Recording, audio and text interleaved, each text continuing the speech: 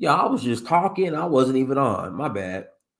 I hope all is well. I hope you guys are having an awesome day. I hope you guys are having a great day. Please hit the like button. Also share and subscribe. Hit that like button. Make sure you share and subscribe as well. And I hope you guys had a great Christmas. How was Christmas? How was Christmas? I know some of you guys don't celebrate Christmas, but for those who do, I'm not going to rain on your parade. I hope you guys had a lovely, fun-filled Christmas. I hope you got everything that you wanted from Santa. I hope that when you woke up Christmas morning and you looked under that Christmas tree, that all the gifts you wanted were there. Hope you had the opportunity to spend Christmas with family. And just overall, I hope you had a great and awesome Christmas day. I hope you ate good. Hope you drunk good.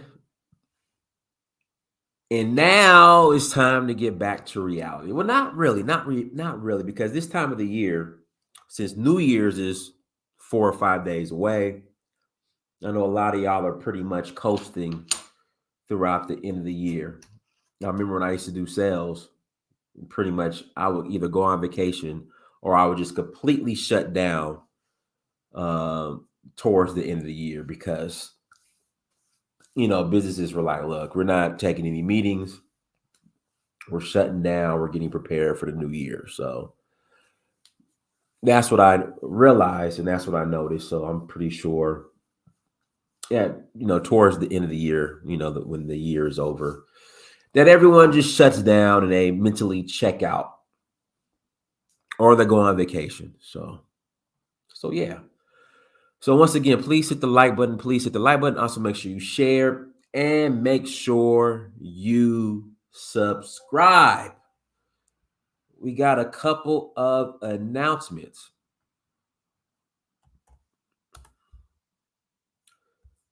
Tours. We are rolling.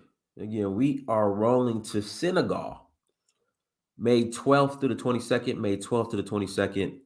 We are rolling to Senegal for the Jazz Festival. And listen, I might, it hasn't been confirmed yet. I might.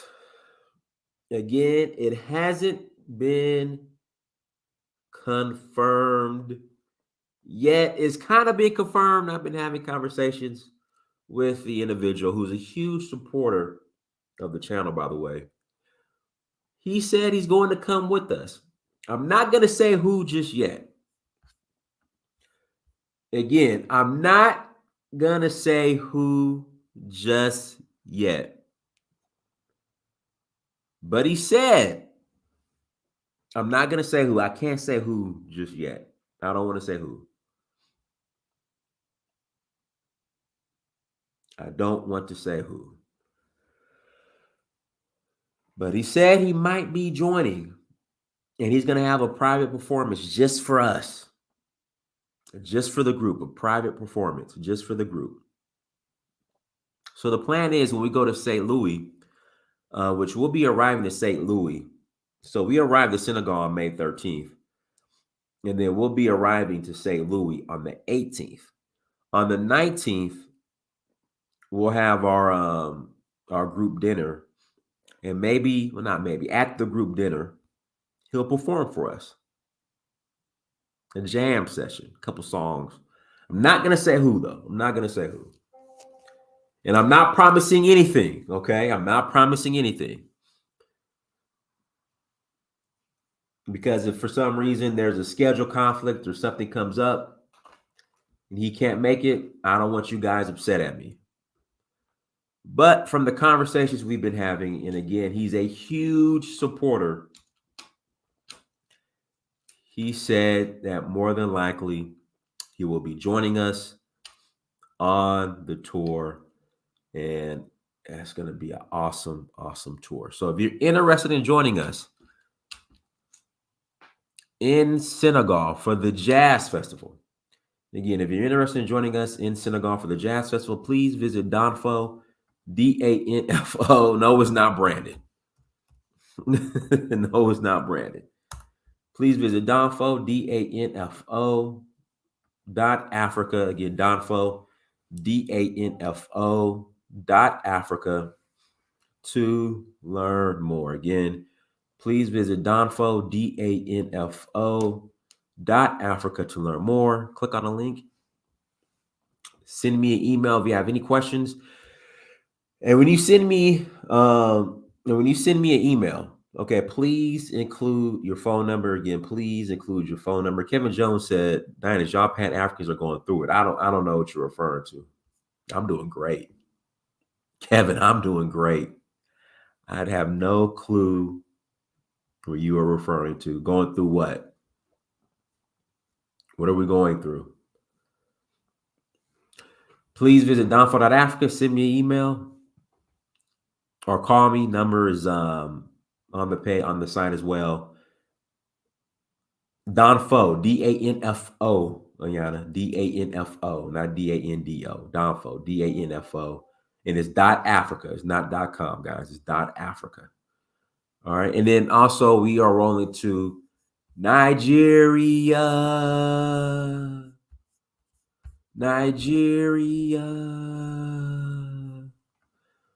for the Oshun Festival.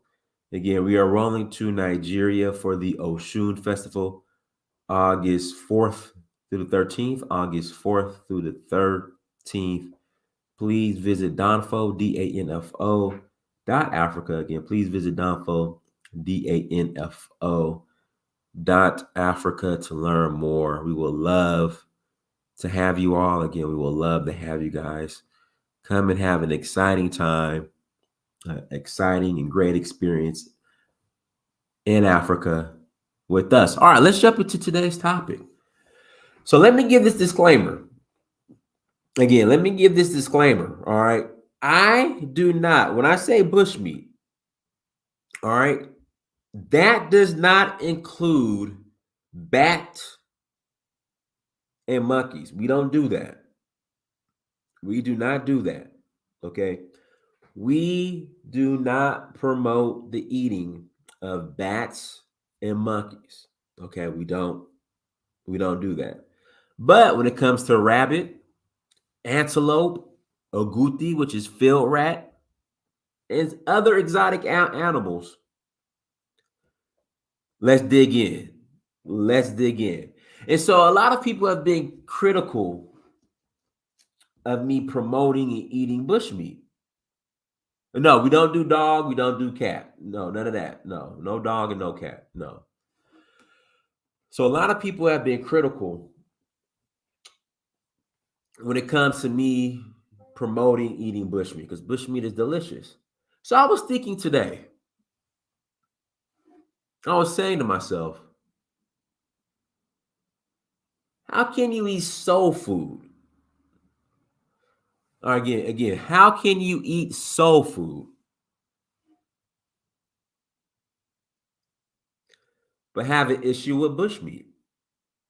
And the reason why I say that, because I was told, all right, I was told that soul food is the scraps from the slave master, and we took nothing and we turned it into something with the scraps. I remember my grandma, like once or twice a year, she would get chitlins.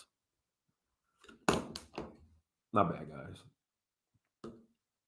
She would get a bucket of chitlins. And I just remember her cleaning those chitlins and us eating those chitlins. I'll throw hot sauce on them.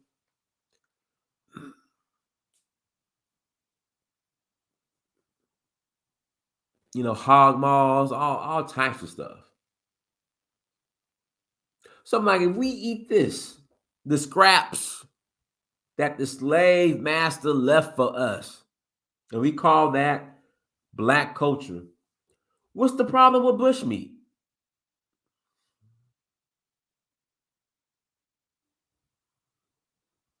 What is the problem with some agouti? Chitlins are pig intestines. Hold on.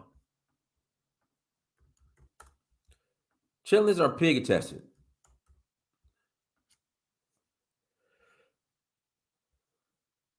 Here we go.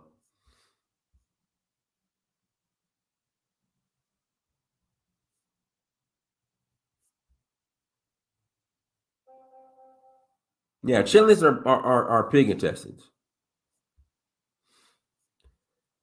All right, so I want to show you guys some chitlins. All right, and this is fair use. Again, this is fair use.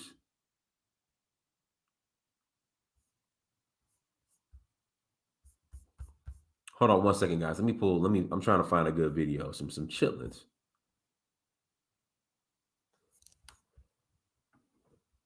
But they're pig intestines.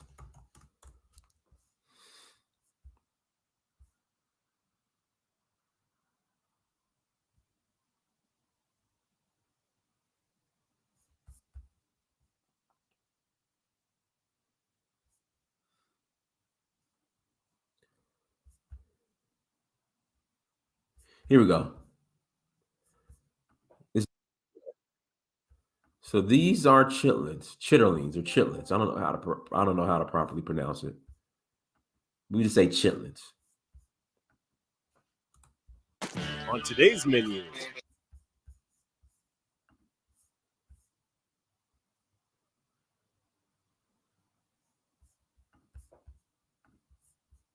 chitlins. I'm feeling my God. Across the globe, what's delicious is questionable. Why would you eat that? Excuse me. If there's been a serious food craze in recent years, it's definitely been bacon. So we pitched a Why Would You Eat That episode on that delicious sizzling pork treat to the higher-ups. And after reminding them who we were and a series of lengthy negotiations, no, we came to a compromise. We got the pig we were demanding, but a much different, smellier, harder to prepare part. Chitterlings, widely known by the abbreviated term chitlins, are boiled pork intestines. Different forms of the dish have been made throughout the world for a long time, but the American history of chitlins goes back to slavery. Let's be honest, some parts of history are even worse than... Again, slavery. So we talk about how we took the scraps from the slave master and made it soul food, turned it in soul food. So why would you have a problem with bushmeat? Pig intestines. After the slave owners were finished eating the more preferable parts of the pig, they would give the slaves the remainder. This was usually composed of large amounts of offal. West African slaves, however, traditionally used every portion of the animal, which included the intestines. Chitlins have a strong tie to the cultural history of people descended from American slaves because in all their porky intestine... See, this is where I disagree. I disagree with this. I'm going to tell you why. All my years traveling throughout West Africa, when you go to restaurants, whether they're Muslim, you're in a Muslim country or not, you rarely find pork on the menu. It's primarily beef, goat, yam, chicken, and fish. You rarely find pork. I rarely find pork on any West African menus. So I got to disagree with that.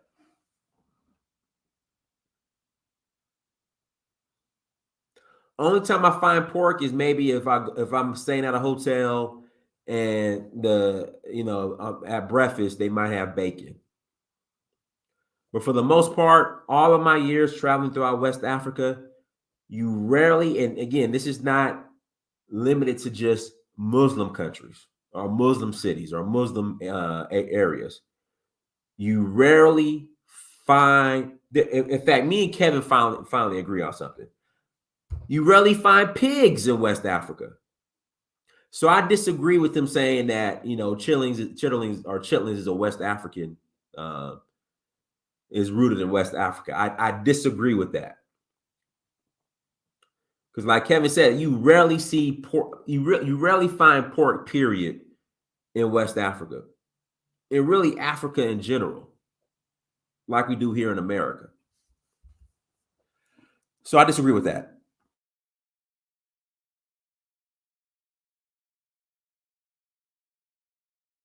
Glory, they both make them feel connected to the history of their culture and remind them of where they came from. The cultural impact of chitlins is even reflected in the Chitlin circuit, an entertainment circuit composed primarily of black artists who weren't accepted at more mainstream venues. There's even an annual festival known as the Chitlin Strut, held yearly in the town of Sally, South Carolina, that sees hundreds of pounds of chitlins prepared and consumed.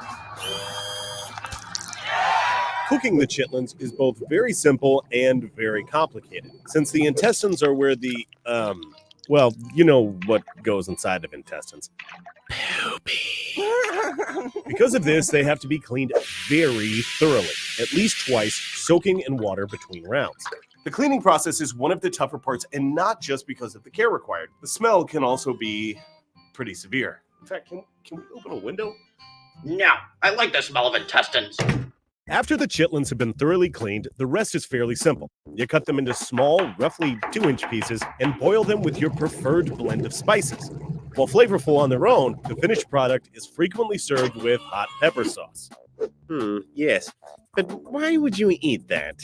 Well, there's the important cultural and historical relevance, but apart from that, many people grow up eating chitlins on special occasions and genuinely love the flavor and the happy memories associated with the victuals. Though enjoyed by many, chitlins are actually one of the more controversial foods in the United States. Some love the taste and history associated with them, while others see it as part of a sad and oppressive history that should be left in the past. And while it's not the most healthy treat, it does help ensure that every single part of the pig is used. Yeah, I got a paw for you.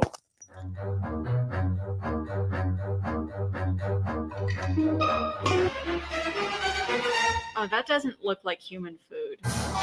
It's just sickly looking. It looks kind of like pork or something. I mean, it just looks like the pork fried rice that I had the other day. Well, it's clearly meat. Mm-hmm. It is meat stuff. Emphasis on the stuff. Or like roast beef or something. Oh, like I got a bunch of Arby's. I got a whiff. Okay. It doesn't smell too dissimilar from something I've given my cat. That smells really bad. I can't even. Can I just lick it? I'm not gonna eat it. Okay, 1, 2, 3.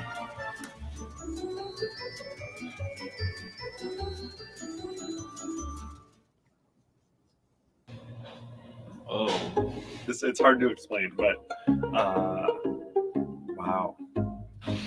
I'm feeling on my gag. Just swallow it. It's actually not as bad as I thought it would be.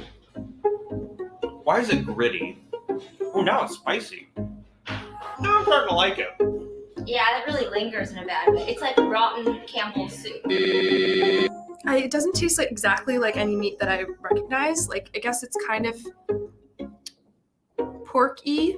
It really just tastes exactly like pork fried rice. It tastes like barbecue. If you told me that was just like some pulled pork, I probably would just believe it. I like that. It tastes like poop again. Yeah, that's not good. It was tender. Yeah, but it's like the moment you put it in your mouth, it just like. It just tastes like meat. It doesn't Just actually like meat? taste that gross. Yeah, see? Like, it's okay when you put it in your mouth at first. At first, but then it continually smells like poop. Yeah, no, I don't like that, and I don't think I'm going back for more. Oh no, it's not good. No, it's got a really bad aftertaste. It's really not that bad. That's good. Yeah, I like it. Yeah. I wouldn't disbelieve somebody if they said they liked it, but it's just way too strong. Is it tripe? Kind of reminds me of like pig intestine. Well, that's because these are chitlins. Oh my god, I thought they were. Yeah. Oh, just like my mother used to make. Seriously, my mom used to make this. It's good, but then you're telling me it's like intestines, which I prefer to be stuffed with delicious sausage. I guess we were accurate about the poop part. Mm-hmm. Okay, now that I know that poop passes through it, I guess it does taste a little poopish. Why does it still taste like poop? I have Does no that idea. mean there's still poop particles in there? But they're surprisingly good. It tastes exactly like pork fried rice. Would you eat it again in the future? If it was in like more sauce. Yeah. Mm-hmm. If it was in sauce, like maybe over rice. It's good. I want some more. Hey guys, that's our episode on chitlins. So again, what's the problem with bushmeat? All right, bushmeat is delicious. So guys, don't hate on the agouti, which is grass cutter, which is a field rat. Don't hate on antelope. Don't hate on it. Go and try some when you're in Africa. Have an open mind and eat some. So I'm gonna put the link in the chat room. I'm going to put the link in the chat room. If you want to call in and add to the conversation, you're more than welcome to call in and add to the conversation. And let me know if you ever eaten some bushmeat before. Again, link is in the chat room. Again, link is in the chat room.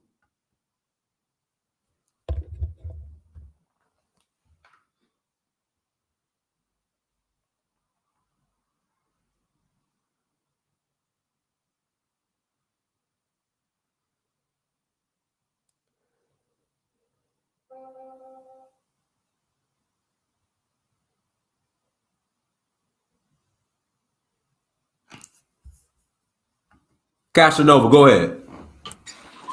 What's up, Dynast? How you doing? I'm good, man. How you doing?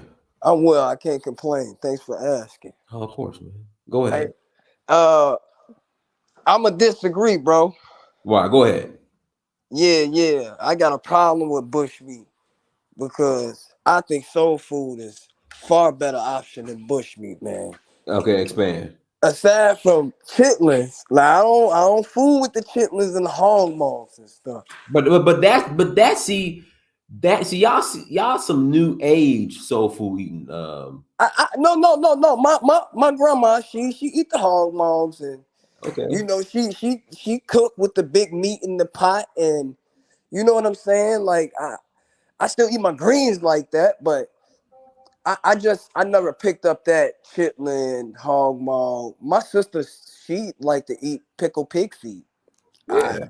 I could never wrap my head around that. We'd be walking in the store, she bust open a jar, pickle pig feet, walking up the aisle, just start eating it right there. Yeah. Yeah. So what's the problem with bushmeat then? Bushmeat, what it does is it leads to overpopulation of the animals in the forest. So after a while, y'all ain't gonna have no bushmeat to eat. So I'm cool with it, but let's keep it to a minimum. That's all. Okay, I mean, okay, so you're more worried about like the ecosystem versus. Yeah, I'm worried about our kids not being able to have no bushmeat because I heard bushmeat is good. Don't get me wrong, bro. Oh, it's great. I want to have some antelope. I heard antelope's really good. Antelope is off the chain. Yeah, I heard it's real good. I can't wait to try some. Yeah. Come to Nigeria with me and I got you. Yeah, most definitely. Most definitely. Yeah, but I don't have an issue with bushmeat. I just think we definitely need to allow the populations to replenish so our kids can enjoy the same luxuries that we're enjoying with this bushmeat. That's all. Okay. Cool. Guys, links in the chat room. Link is in the chat room. If you want to call in and add to the convo, click on the link, add to the convo. Tell me if you like bushmeat. Tell me if you don't. Tell me if you disagree. Let me know. But if you can eat soul food, especially old school soul food, then you shouldn't have a problem eating bushmeat. What was your favorite kind, Dinus? Do you have a particular favorite? I like agouti, which is field rat. Okay, good, cool. I ask people all the time what they eat rats, and they're like, no. Hold on, let me show you this. Let me pull it up. Go ahead. Let me pull it up. They don't understand that there's two kind of rats. Like I wouldn't eat a city rat either. Don't get me wrong. Yeah. I won't eat a city rat, but a field rat. Yeah, I'm much down on a field rat, man. Come on. I heard this tastes like chicken too. So man, the way they grilled that field rat was so good. Hold on. Let me show it to you. Hold on 1 second. And let me give another disclaimer. I do not support eating monkey and bats. We don't do that. Yeah, I don't condemn it. I don't condemn it. You know, Well, there are I don't people. support it. You know, do you? But I wouldn't eat it because from talking to all of my African friends, it's like I've never. It's kind of been, you know, some say yeah, but the majority say no. You don't do that. So, And you know, there are folks in South America that eat monkeys as well. No way. Why would I use kayak to compare hundreds of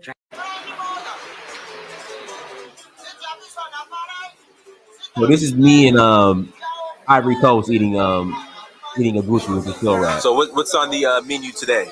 You can have Gucci and deer. You said goats? No, they're goats. I'm sure you probably already had it. Yes. Gucci. Agouti. Yeah. What's that? It's a rodent, some type of rodent, like a bee. A rat? No, not a rat. But they eat it in the south of the U.S. My friend from Louisiana, when we came here, possum? No, it's a goodie. It says a goodie in English as well. Let me Google it. Okay. Okay. It's real game meat. That's braised agouti. Yeah, and a goodie in the gravy. Agouti in the gravy. Look it up on. Yeah, I'll show you the picture of a goodie.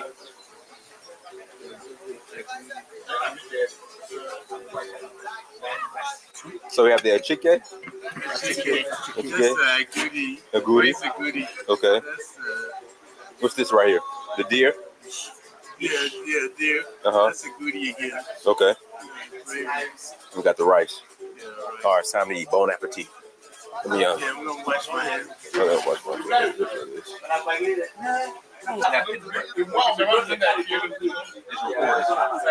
Ah, il a été filmé, ouais.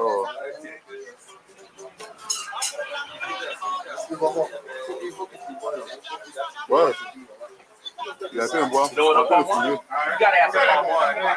This drink is like. All right, so we got the palm wine and chicken, agouti, and the deer. Fish. And the fufu. So I'm about to dig in because I'm gonna start with this. I never had it. I take the whole leg. Okay. They cut it up in pieces. Oh. It's delicious. Oh my gosh. Oh. Good. Good. Tastes wild, don't it? Yeah. Oh my god. All right, you gotta come to Ivory Coast and get some of this. Agouti. I'm sorry. You come to Ivory Coast and get you some Agouti. ASAP. This is the God.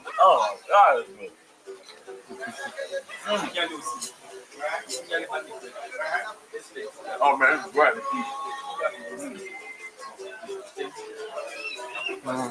Definitely not chicken. All right. It's delicious.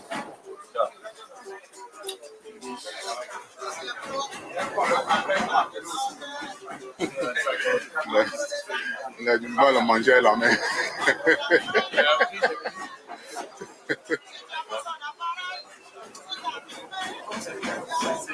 You know what? That's not your first time at the running. No. Yeah. I've been practicing.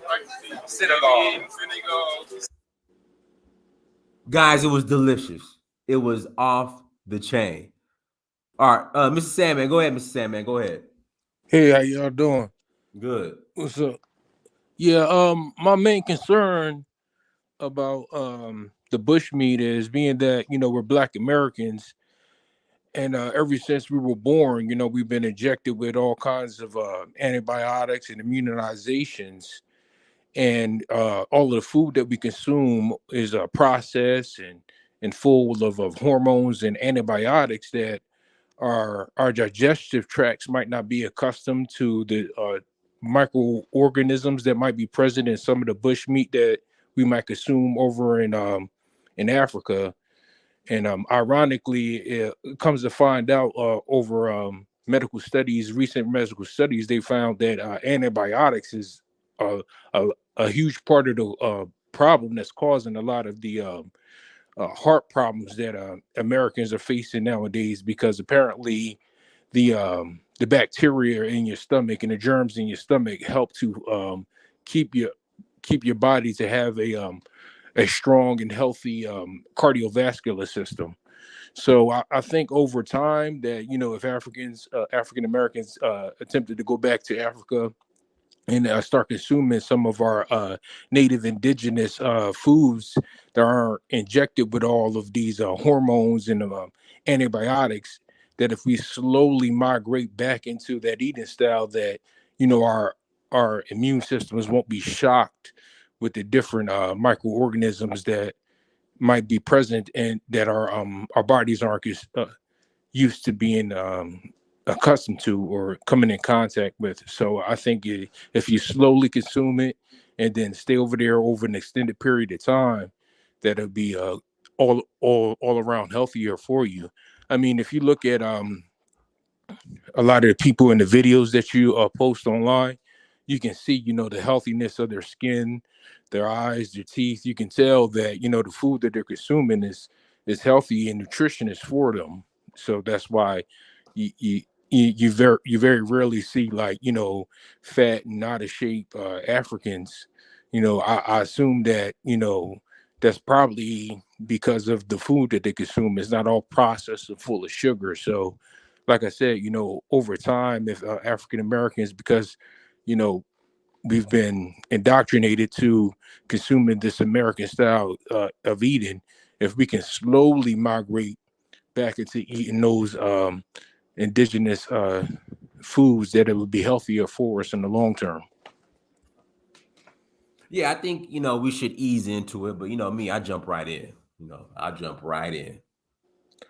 Yeah, well, you're a young, healthy man, and you know, so, and you're used to going back and forth to Africa, so I assume that, you know, your immune system is accustomed to it, and even if you were to come across a bug, you know, your immune system hop right on it and kill it off quickly. So, but you know, for some of the older people or some of the people who are dealing with some health issues, maybe they're overweight, have diabetes, or they dependent on some type of medication that might, you know, mess up the chemistry of their body, they should slowly migrate to the natural foods that are in Africa, and then that probably wane them off of the medications that they might be dependent on here in America, you know, over time. All right, go ahead, knock me easy. All right, salute to the panel. What's up, Dynast? I'm totally against eating bushmeat, rats, cats, dogs, all of that stuff. I'm against eating rats, and I'm sorry, I'm against eating dogs and cats as well, and monkeys and bats. All right, so yeah, we're pretty much on the same page with that. I would just have to add rats to it. Yeah, dogs when you and go cats to the ain't bushmeat, though. Excuse me? But yeah, right. Dogs and cats are considered bushmeat. Certain dogs are considered bushmeat in Ghana. They're not city dogs; they're forest dogs. Oh, that's interesting. Yeah. So before I went out there, they was telling me don't even eat the lettuce that was in certain places if they wash it with the local water. So if you don't have, I think that's overkill. That whole water, don't eat because they wash with the water. You know, disclaimer. But go ahead. I'm sorry for interrupting. Go ahead. Nah, I'll let you interrupt me again before I start, so we can get it out the way. Go ahead. All right, brother. So now, look, I got sick out there, and I made sure that I, you know, did everything right. I didn't eat any street food. Still got sick.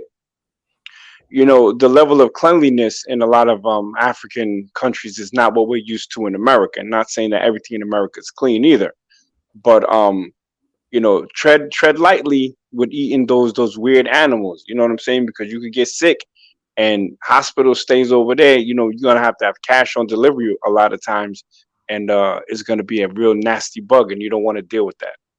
No to bushmeat. Stay KFC. Not me. Are you saying your FBA ADOS stomach couldn't handle washed lettuce? You know what? Oh wow! See, I recognize the shot. I would say my proud Black American of a West and Central African descent stomach could not handle it due to the separation that we've had with Africans for so long. We have new diets, and I love my new diet. I don't need to go back in time to eat rats because Wait, that's what how they eat you over love your there, new diet and you didn't choose it? huh? How you love your new diet and you didn't choose it? Like we didn't choose to eat soul food, bro. It's kind Okay, same way a baby loves whatever their mother gives them. You eat what you eat. Come on, Costa. Don't get cooked up here, brother. I It's ain't trying. Christmas time. It's Christmas time, brother.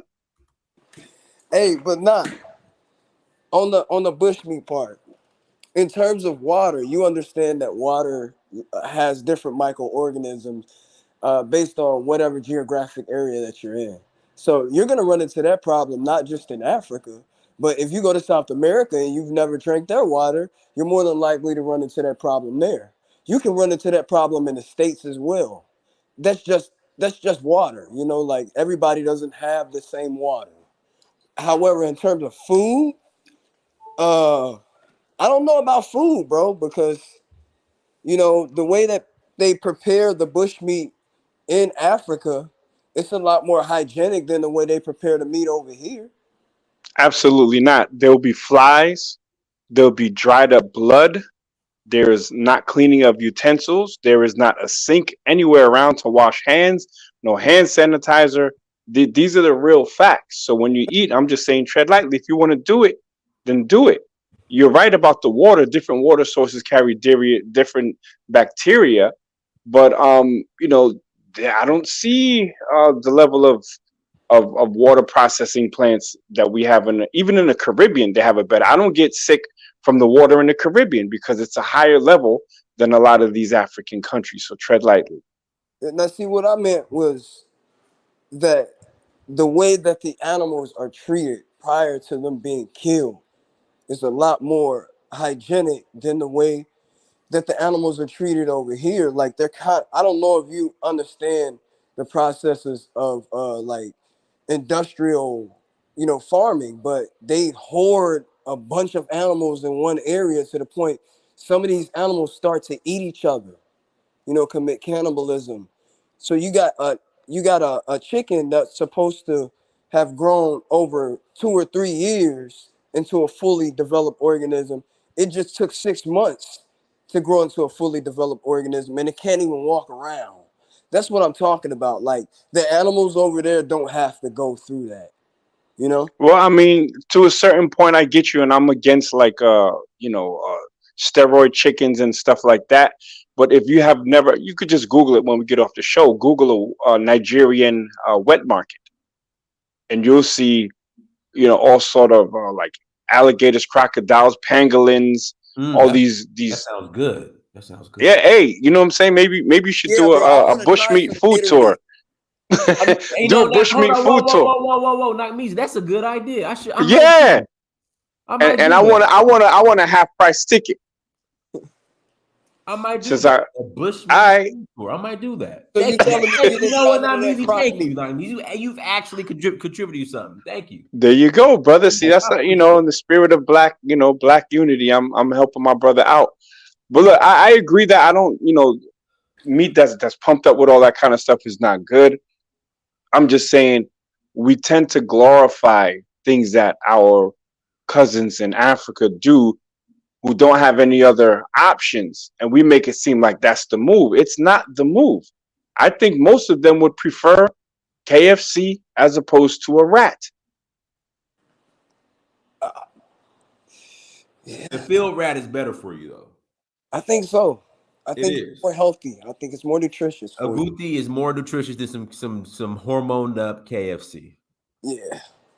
Gmo KFC. Yeah. I'll take the field rat over. Yeah, I'll take the field rat too. Now, city rat, that's different. I ain't I'm not eating doing no no city rat rats, under but no I do the field circumstance. rat any time of the day. But field rat, yeah, I'll try that out. Any day of the week, field rat, agouti. I Barbecue. don't know what you got against monkey meat. I'll try some monkey meat too if it's. You know what? I'll try some. It's just I've gotten from when it comes to monkey meat and bats, and of course dogs and cats. It's just the reviews, from my African brothers and sisters haven't been good, but everything else is fair game. You will not want to eat monkey when you see them prepare it. When they take the hair off of it, like they burn the hair, and their like knuckles are like exactly like ours. It looks like you're eating a little kid. Well, Knock, that's not the only place that they eat monkeys. They eat monkeys in South America. And No, I'm talking about South America. I'm talking about Suriname. I'm talking about the Maroons in Suriname. They eat monkey. Oh yeah. They eat monkey pretty much all over the world. Where monkeys are, they're gonna be eaten by people and other primates like chimpanzees and stuff like that. Yeah, I was as an army veteran, I had to travel around the world, and I stayed in Korea for a while, and also I stayed in the Middle East for a while, and I had to get accustomed to the different germs and viruses that are the different parts of the world come in contact with. But I actually ate dog, because in Asian countries they actually eat dogs, and I actually ate it, and they also eat a lot of insects. So I ate flies, ate dog. Dog basically tastes like chicken. It just has that smell of a dog, and it kind of turns you off.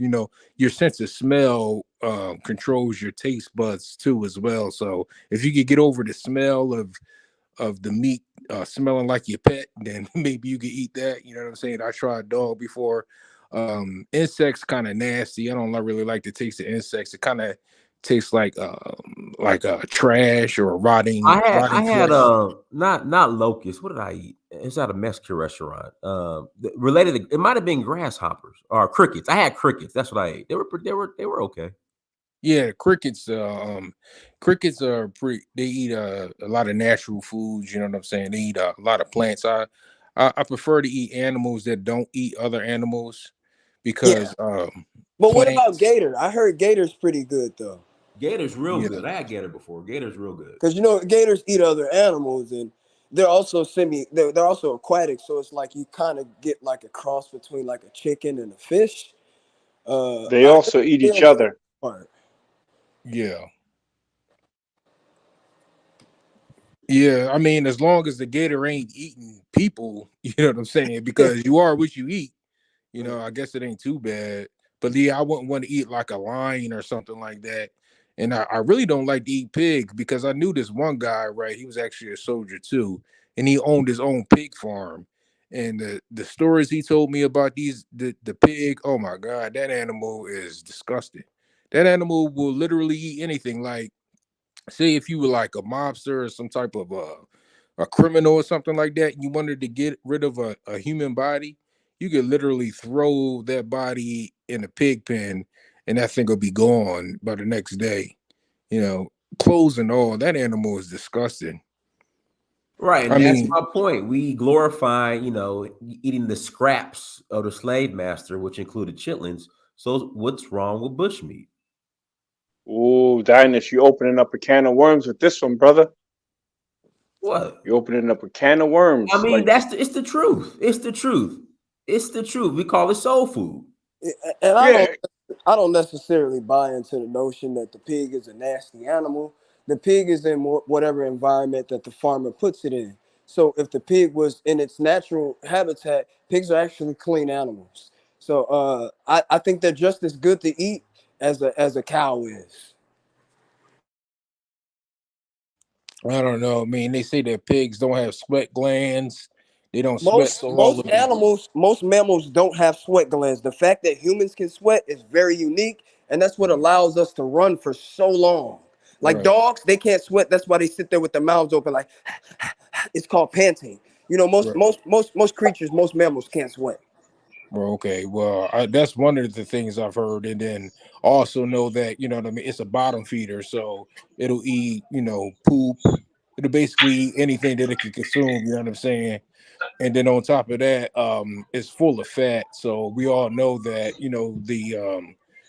the association between consuming animals that are full of fat and it having the prevalence of having cancerous cells in its body, because being too fatty of an animal is a sign that is very unhealthy. So it's going to have all kind of growths, cause bacteria inside of his flesh, and it even says in the holy books, prior to when humans used to grow animals, it's not halal and it's not kosher to eat a pig as well. So it even says it in the Bible and the Quran that it shouldn't be an animal to consume. I mean, I know in present day we have the ability to inject these pigs with all kinds of antibiotics and stuff like that to kill all the bacteria. But in general, I don't think it's something that you want to consume on a regular basis. You know what I mean? Just like you don't want to drink a whole hard liquor every day or take hard drugs. It's just not something that you should be consuming on a regular basis. Dynast, I want to touch on that slave food thing. Go ahead. Because it seems like in these Pan-African spaces, food that our ancestors ate in America is always demonized as slave food. I didn't come up with that. That's what I was told by my FBA ADOS family. Well, I mean, you said it though, but I'm just saying. Go ahead. Yeah, you said it, but they don't have that same thing for food from the Caribbean. Any African born through the transatlantic slave trade is going to have food that they had to create under the conditions they were in. And I don't think that it's cool that we demonize our people, for having to survive, especially when a lot of the foods that they ate were remixes of what they ate on a continent.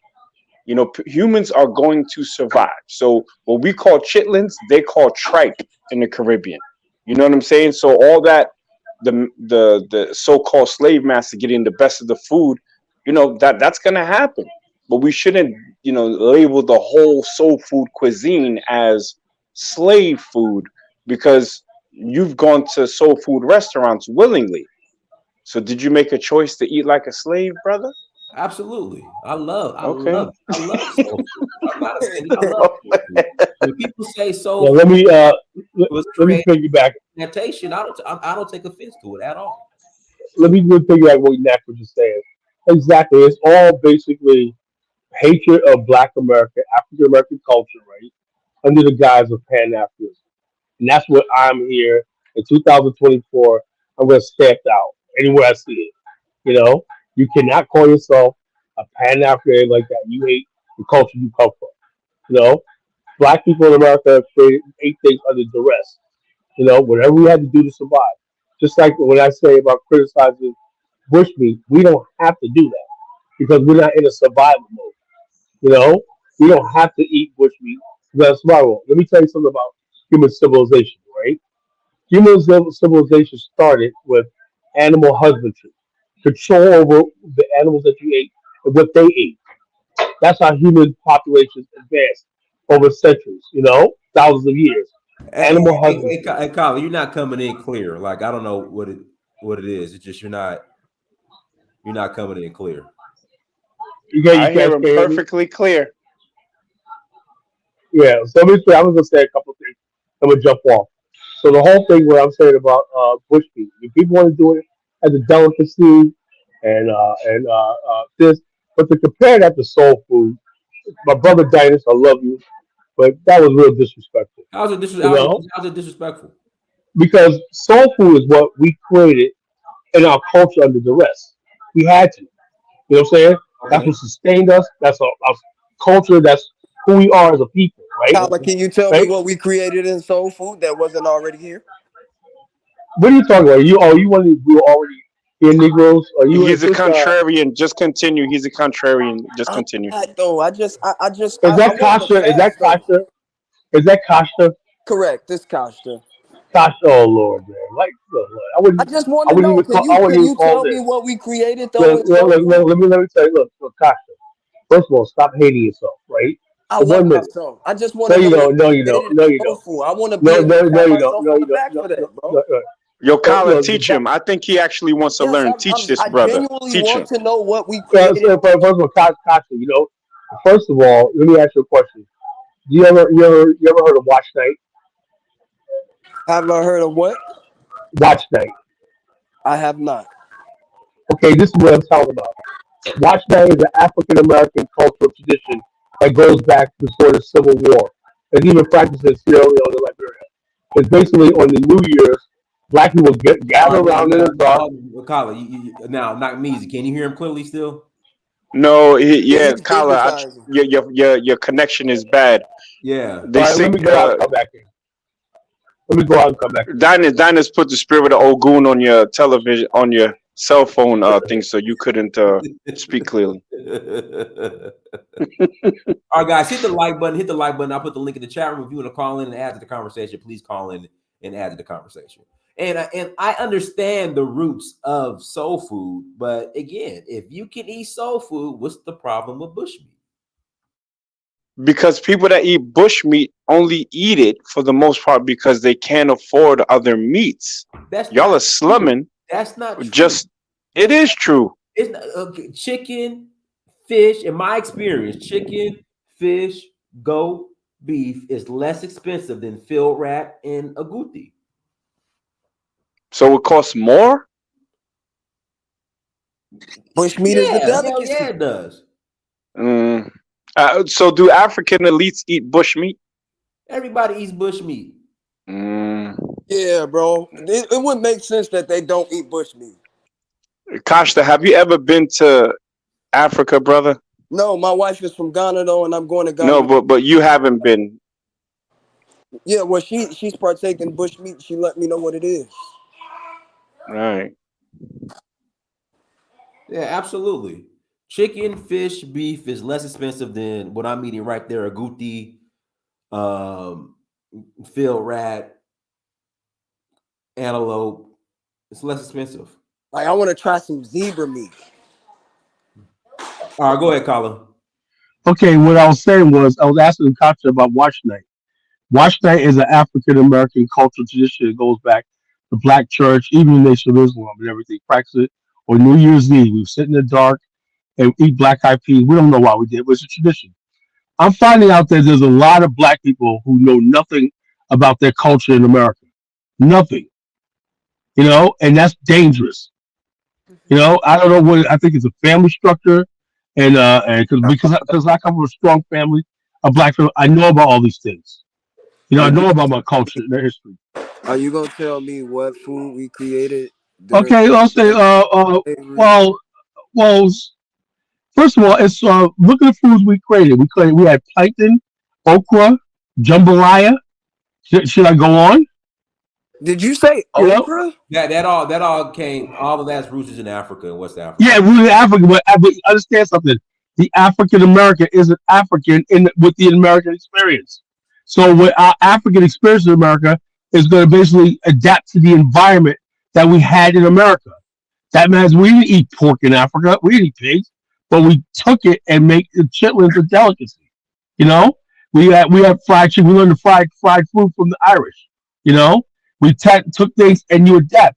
That's what people do. They take things, they evolve, and they adapt to their surroundings. You know what I'm saying? So why is Black America like anybody else would not get condemned for just doing what they did naturally? We got to throw our history away, throw everything we are away just to be like this. That's not Pan-Africanism. That's not the spirit of Pan-Africanism. Pan-Africanism means that you understand something about me, I understand something about you, and then let's respect each other and whatnot as much as we can.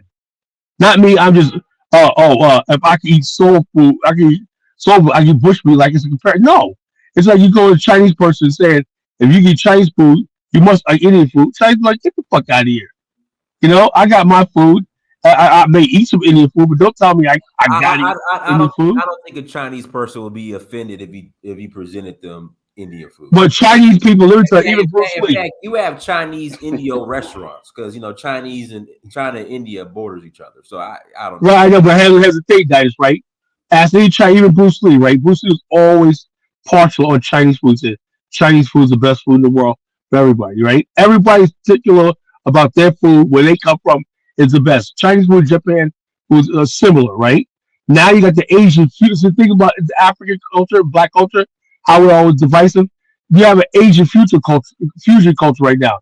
We got Thai, Chinese, sushi, Japanese, hibachi, all that combining together in the Asian fusion culture. But African Black people, instead of Black people in the Caribbean coming together and fusing the best of our cuisine together and saying, hey, there's something new.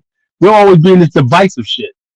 You know, this was it's getting old already. Hey, I'd I like to love. make Hey, a point. give me I'd like one. to make a I point love if that I Hold on, can. let me food is the respond. best But food on the planet. Kyler, you're being divisive because all I said was if you eat Whoa. soul food, you could eat bushmeat, and you're like, nah, you so. No, I ain't saying it like that, So, guys. so What I'm I just was saying was, what you're saying is, because you eat soul food, you have to eat bushmeat. That's what it comes across as.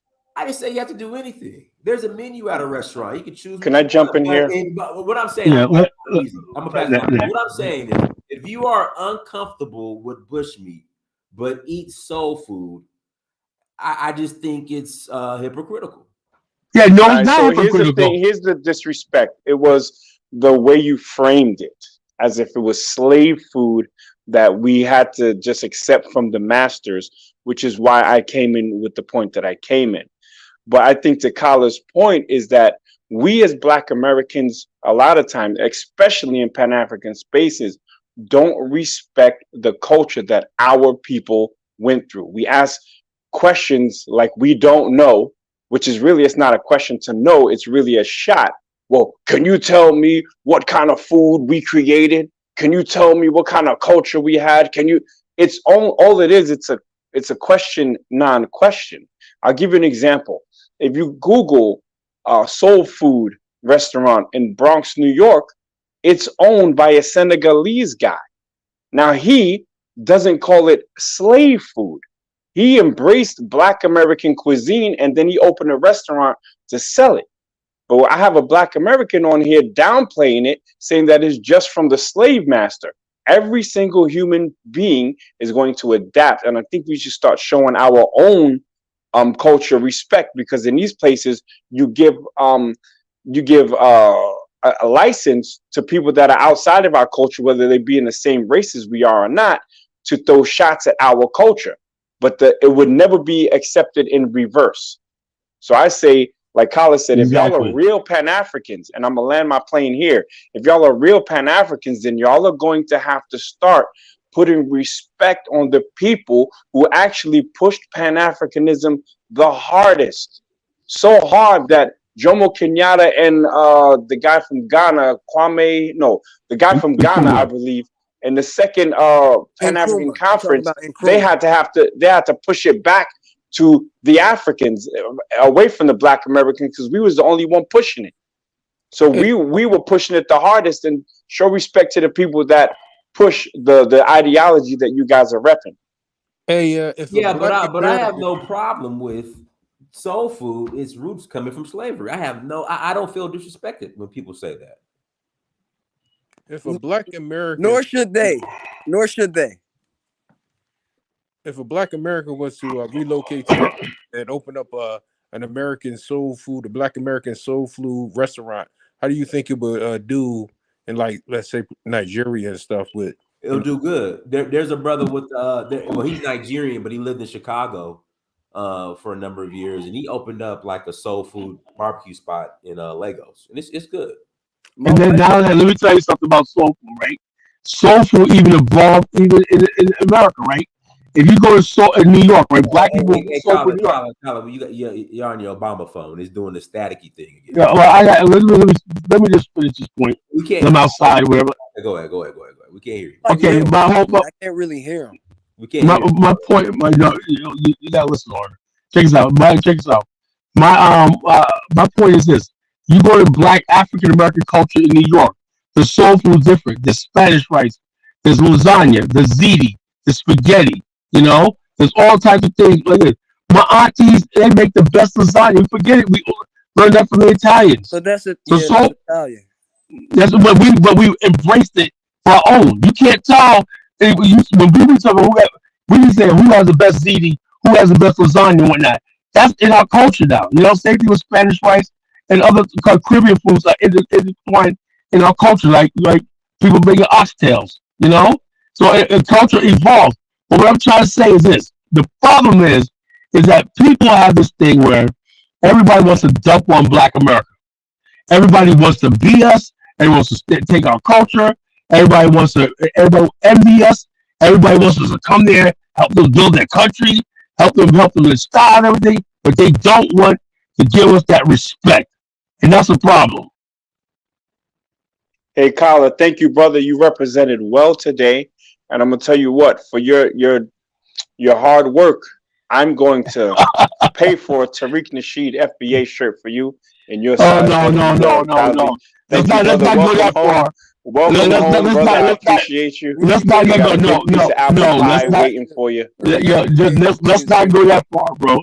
I'm no FBA, but I'm just saying the truth is the truth, and my goal is to stop people like Tariq Nasheed, because the bottom line is, if people don't understand, the more they keep talking this anti-Black America, anti-African stuff, people like Tariq Nasheed is going to go stronger and stronger and stronger until the Pan-African movement is going to be completely irrelevant. So I'm here to head that off at the past, and Mac Neasy knows it. I'm here to stop all that. All this anti-Black American stuff got to freaking stop. Africa got to stand on. Look, if Africa got something to offer us, if they got something to offer us, come to the fucking table. Right now, no African country has really came to the table with anything saying, we want you guys to be part of our oil business. We want part of this, part of that. But they always sit there telling us what we need to fucking do. And that's just all dead. Kyla, it's to understand what you're saying. It's like we got to use our context clues to piece the sentences together. Your microphone. No, my point is this, and I gotta get off because, like I said, I'm busy. My point is this, right? Africa always wants to demand on Black America, but they don't come nothing to the table. They give land, everything to the Chinese, French, everybody else. We haven't gotten shit, but they want everything from us. They want this allegiance from us. They really want us to go against America and put ourselves in danger for them. The problem they got in Africa, we didn't create that shit. So why would we want to freaking put ourselves at risk when we have nothing to gain from them? So it's time for them to come to the table and say, this is what we got for y'all on the continent, right? If y'all play your cards right, we got land, we got gold mines, we got this, we got capital, we got access to this. They don't want to do that. But everything Africans is give me, and that shit is dead and gone in the future. That shit, the African handout, give me. Let me in the border, support our immigration. Motherfucking bum rush to the border. We're supposed to sit back and be like, okay, our African brothers, with that. Then they get over here and they start shitting on us. Come on. Colin, don't it sound like you've been listening to me, brother? No, but let me. No, I've been saying this. I've been saying this the whole time. We all been saying this. I'm turning your Pan-Africans to my side one at a time, one coon at a time. No. Let me just ask a question. So, but why do you think Africa isn't approaching Black America to give land for all these set aside? Well, it's like this. I've been involved with Africa right now for years. And I'm not talking about just on the internet, high level stuff and everything like that. The average African only thinks for the next day. He only thinks about his belly and what he's going to. He does not think. You ask any African, what's the 100-year plan for your country? There is none. They only think about what's in their thing for next day, the next party, the next friggin' going out there, the goofy ass looking colors and whatnot, acting like this and showing up with white people in Europe and whatnot. And call themselves honorable and has excellency and all this vanity. There's nothing planned. They don't even plan for themselves. Look at Equatorial Guinea. The country is so rich, but the people it's smaller poverty. And the vice president spends around the world spends $75,000 a night in luxury hotels. His son's got Lamborghinis all over the world and whatnot. But not one freaking so-called Pan-African spoke up about this country, Equatorial Guinea. Juju Malema said nothing. Pilo Lumumba said nothing. You know why? Because all it takes is a couple of envelopes of money and cash to silence all these so-called fake-ass Pan-Africans. And that's why Bomani and I is coming strong with the real shit. The real people that want to build Africa and build Black America and whatnot, you got to join us. Because the bottom line is this: if we keep going where we are, they're going to take our entire race down. Confucius says the philosophy of one century should be common sense in the next. All right, Colin. So Prince Conadu says African Americans are not coming to invest like the Chinese do. you have enough economic power. What are your thoughts on Well, that? the bottom line, the Chinese have a government. Do the Africans understand that?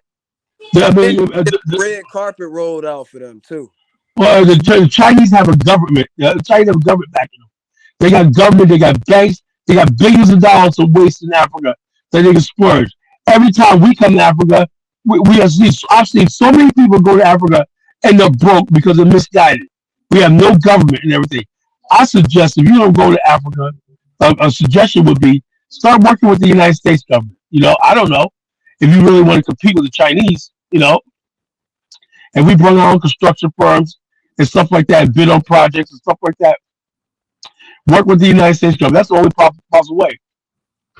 Now, and Chinese have the foreign investment capital. They got sovereign wealth. They have all this stuff like that.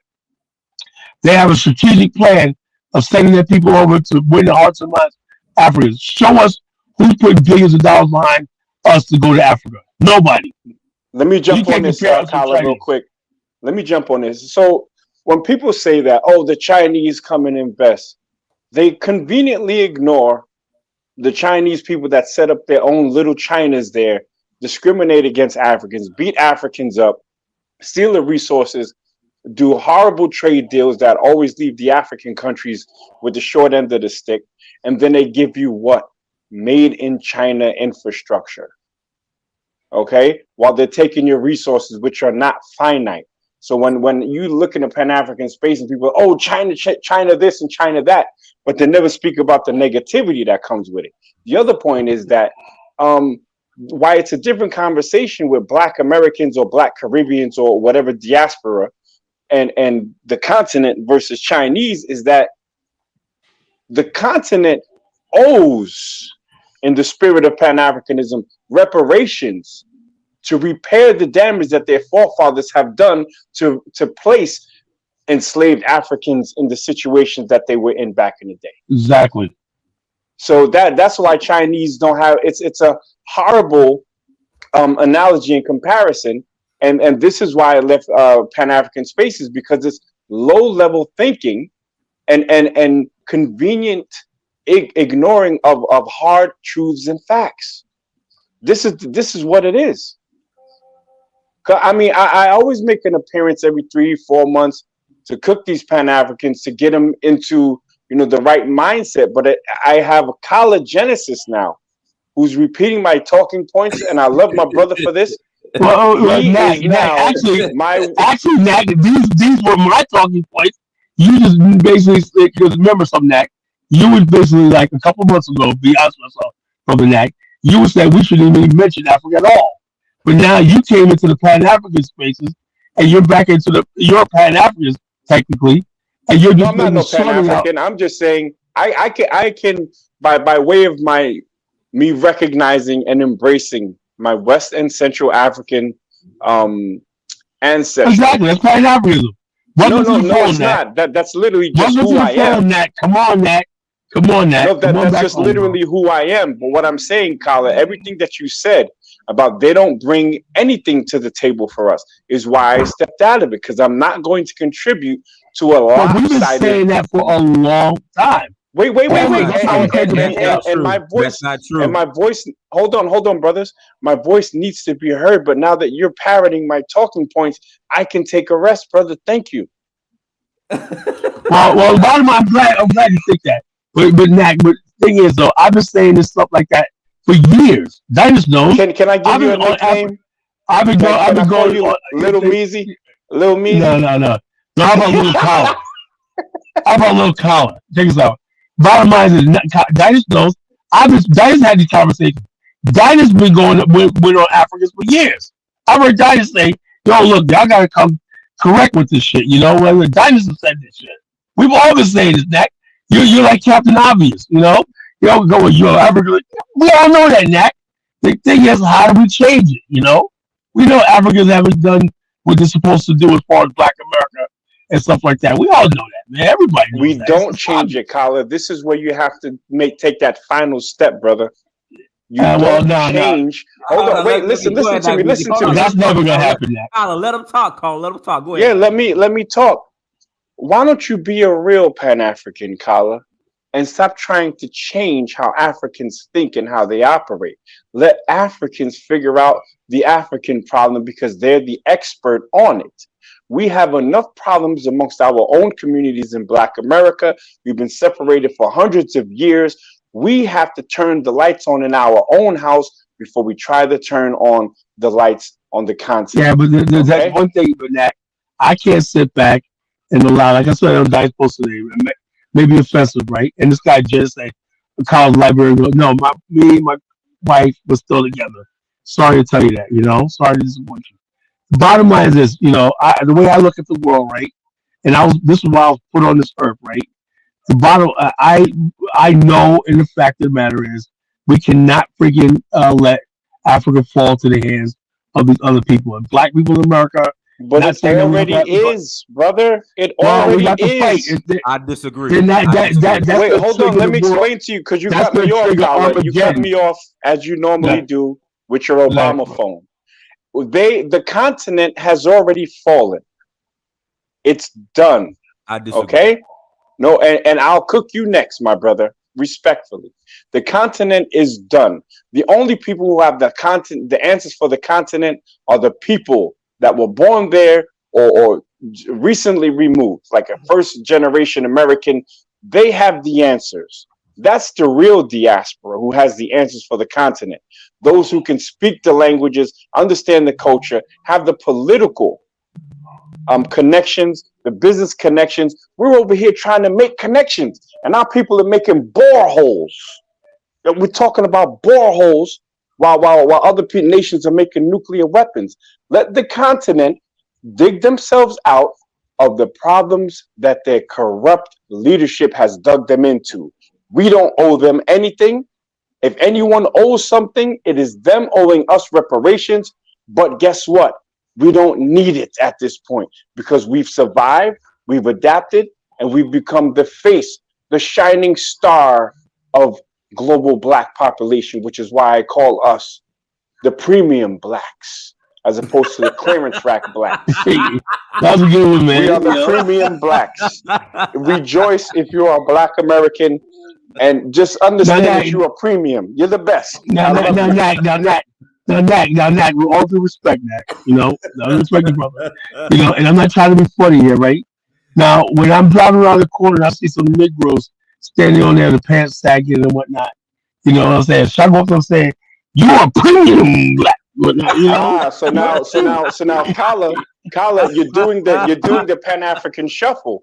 You just compared a whole society to our worst performing people, our Pookies and Ray Rays. It's just a joke, Nat. Come on. But you say I know it's a Black joke, people, but I'm saying let's talk about the premium Blacks.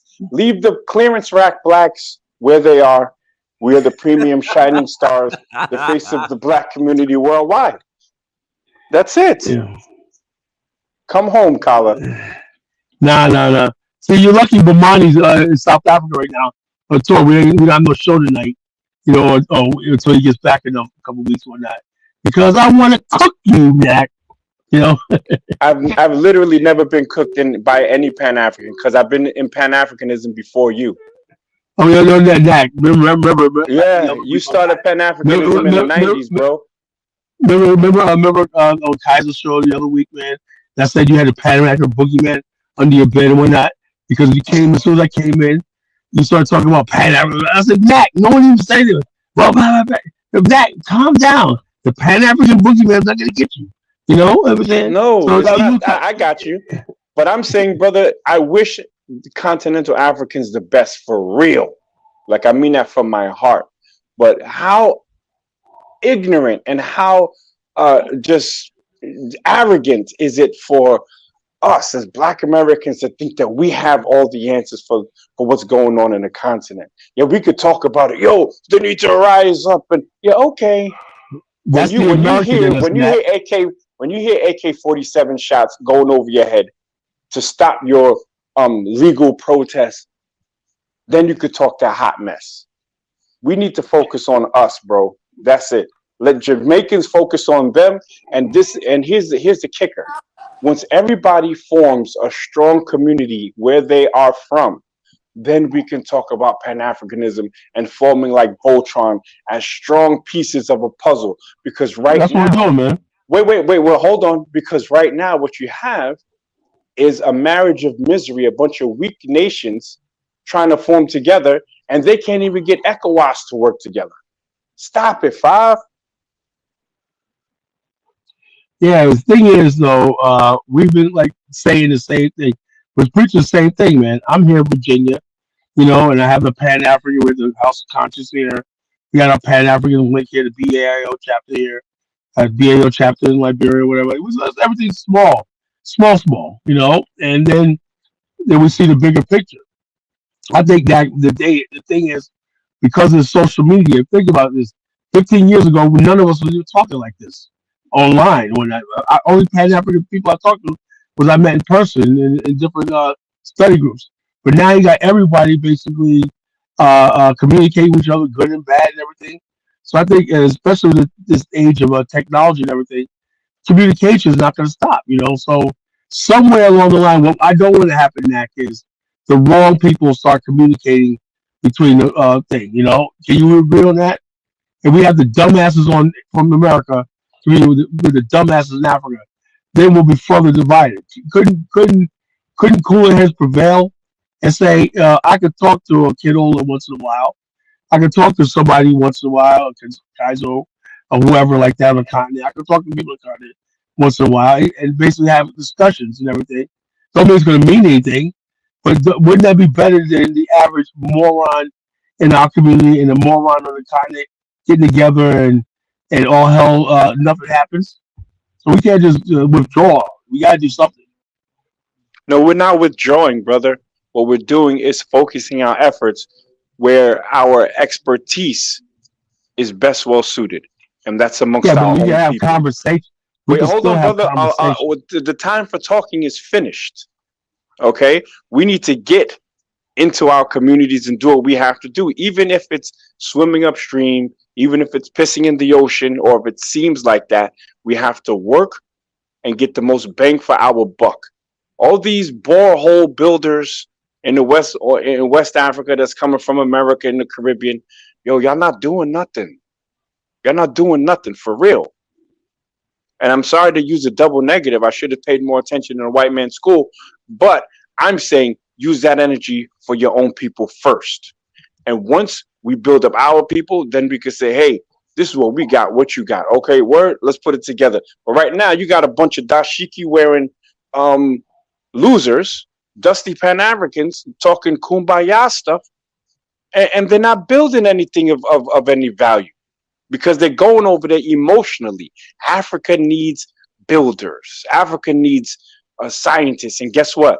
They have them. But it's on them to make the conditions in their countries livable so that their brain drain stops, so that their true diaspora, because we're not their true diaspora.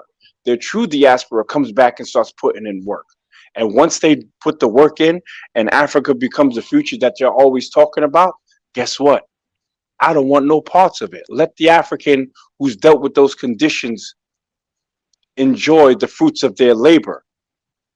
We in America, our forefathers did the free labor. Let me So ask you a now question. we Mac. can enjoy it. Yes, ask me the Let question. me ask you a question. Let me ask you a question.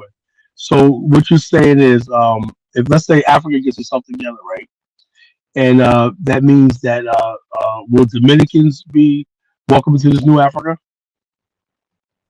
Dominicans won't want to go to Africa. Oh no, they are there.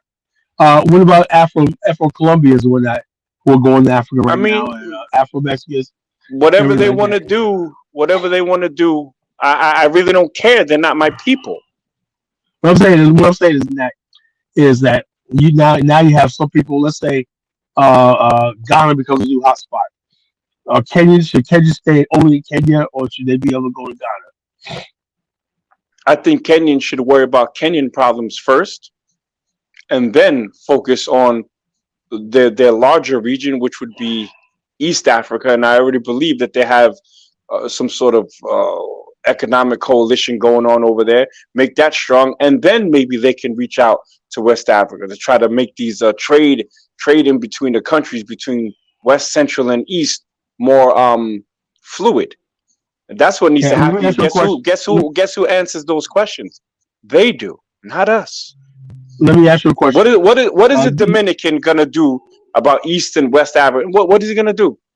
Hey guys, I got the tacos. What are they gonna do? That's a stereotype. And that what I'm saying is this. What I'm saying is this, bro. Where you have people going from all of now the average African, right? And I noticed something, right? And I just realized this to this day. Right? Remember that global citizen thing, that the neo warlord global citizen. That's bigger than what you think it is, right? The average African, right, has let's be honest with ourselves, has given up on the idea that his country is going to be anything. That's why you got Africans in cold ass Ukraine. You know, they're like, I ain't going back to Nigeria. Fuck that. Motherfucker, I remember seeing one thing where this guy tried to deport a Nigerian. Man, this motherfucker fought off 5 cops. Like, I ain't sending my ass back there. This dude was like, he was like, beast mode. He beat down 6 cops. I ain't sending my ass back. Right? So the Africans have bought into, and Indians and all these people in the third world have bought into this global citizen thing. That means you're a citizen of the world. That means that I can go any place, blah blah blah, and everything like that. They don't respect borders. That's why they bum rush the border in Mexico, right? The global citizen thing, right? People going from country to country, finding opportunity. They're coming to the best country on the planet, brother. That's what you're not realizing. America is also the coming best. to places like China. They all coming to. They want to come to America. Just like the African immigrant that goes to Europe, the mango route, right? That deadly route. They get to France. They don't want to be in France. They want to go to England. Ask Francis Ngannou. Yeah, exactly. He came to America. So if they all want to be in America, I think we as Black Americans should embrace what we have in America and then use it to build up what we need to do. I disagree. Of course you do. No, okay, so now let's put it in proper context, a better perspective. So Cameroon, I don't know we'll deal with Nigeria. Nigeria, a country, a population of around 250 million people, roughly. What percentage of that 250 million is in the diaspora? Ooh, well, look, I don't know, but I know the words of the great Seun Kuti, son of Fela Kuti. He said, if you open up the borders from Nigeria, it'll be empty in 24 hours. It'll just be him and his dog there. I disagree. Completely disagree. I completely disagree. Don't talk about Omo Niger the Dynast, man. Omo Niger. Because Dynast speaks to people who wave that Pan-African flag. He doesn't like to hear the truth about Nigeria. But that's not true. That's not true. All right, brothers, but I gotta get off, man. Much love. Thanks, Dynast. Knack, all right, Lil Meezy. Kasha, Kasha, and all y'all. Peace, Colin. I'll talk to y'all later. Peace. All right, guys. Links in the chat room. Link is in the chat room. Please click on the link. Listen, somebody said y'all give this clown Knock Bussy too much time to talk with this nonsense. Knock Bussy. Let me say this, guys. Listen, I have a link I put in the chat room. As long as it's respectful, you have a right to come on the platform and state your opinion. I have no problem with that. Wait, but you know what's crazy, Dynast? People, they call me Knock Bussy, Knock Sleazy, all this stuff, right? But nobody in these spaces can trump the facts that I bring. No one. Well, you're not bringing facts. It's all no, but I am bringing facts, brother. I always bring facts. It's mostly opinion. Wait, have you spoke about the violence in Chicago in the last year? I have not, because it's being trumped by Black Chicagoans upset about immigration. I live in Chicago, brother. That they voted for. And wait, but I'm saying, but have you ever used that as a talking point? It was why America is going down and Black American culture and violence in Chicago. I never really used that as a talking point for. And that's why I asked you, brother. I'm not going to put that on you if you haven't done it. Yeah. So thank you for being truthful. You see how I deal with you? You know what I'm saying? I'm not going to try to paint a false narrative, but a lot of people say that kind of stuff, right? Because they constantly throwing shots at Black Americans, but then they ignore stuff like what happened in Nigeria today, stuff that happens in Burkina Faso, all over West and Central Africa. They ignore it because they try to paint Africa as some paradise while ignoring the issues and the challenges on the continent, but magnifying the issues and challenges within Black America. So Nakbusi is here to stay.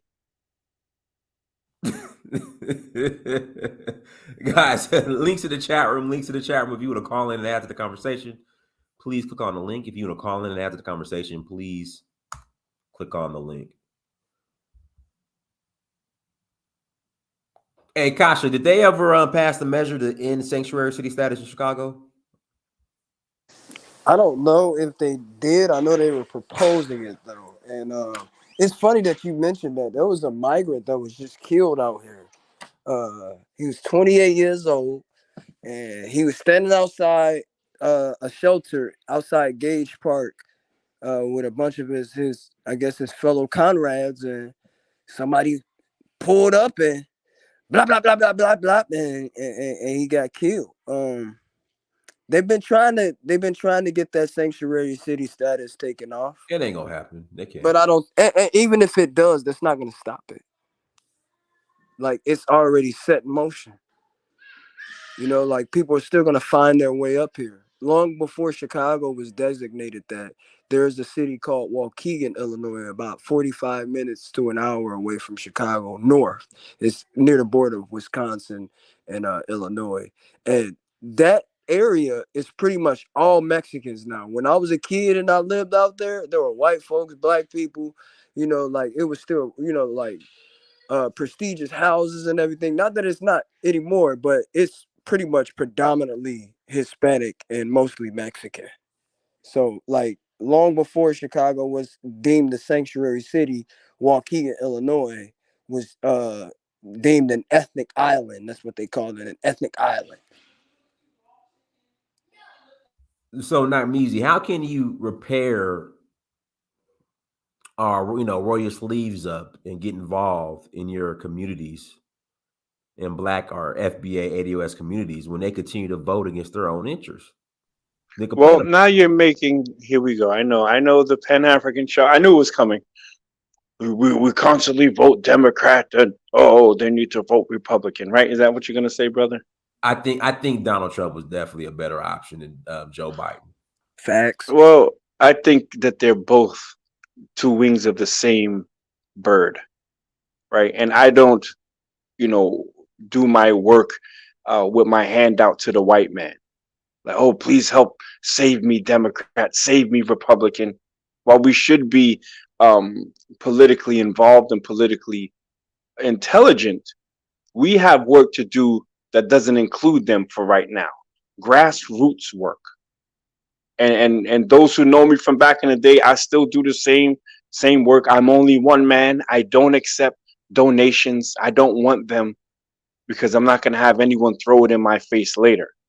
So I think my mentality and my mindset is what's actually needed. So y'all should get with the program. Y'all really should get with the program. Instead of calling me Knock Bussy, click the link and let's talk about it. But then I'm going to ask you what you're actually doing, because most people on here know the stuff that I've done on the continent, and they know that I get busy everywhere I go. So Cash God, send a Cash App and click the link and let's have it out.